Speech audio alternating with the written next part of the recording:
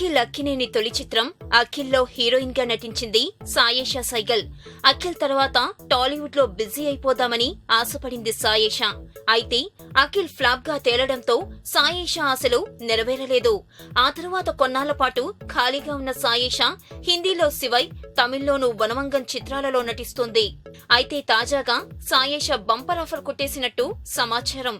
ఏకంగా power star Pawan Kalyan సరసన నటించే ఛాన్స్ కొట్టేసింది. ప్రస్తుతం పవన్ కళ్యాణ్ డాలీ దర్శకత్వంలో తెరకెక్కనున్న కాటమరాయుడితో బిజీగా ఉన్నాడు. ఈ చిత్రంలో పవన్ సరసన శృతి హాసన్ జతకట్టనుంది. ఈ చిత్రం తర్వాత పవన్ త్రివిక్రమ్ సినిమా సెట్స్ పైకి వెళ్లనుంది. ఈ చిత్రంలో పవన్ సరసన కీర్తి సురేష్ జతకట్టనుంది. ఈ రెండు చిత్రాల తర్వాత ఏఎం రత్నం సమర్పణలో నిసన్ డైరెక్షన్ లో తెరకెక్కనున్న చిత్రంలో పవన్ కి జంటగా సాయేషా సైగల్ ని ఎంపిక చేసినట్టు తెలుస్తోంది. గతంలో గబ్బర్ సింగ్ తో శృతి హాసన్ కి బ్రేక్ ఇచ్చాడు పవన్. గబ్బర్ సింగ్ తర్వాత శృతి హాసన్ కెరీర్ ఊపందుకుంది.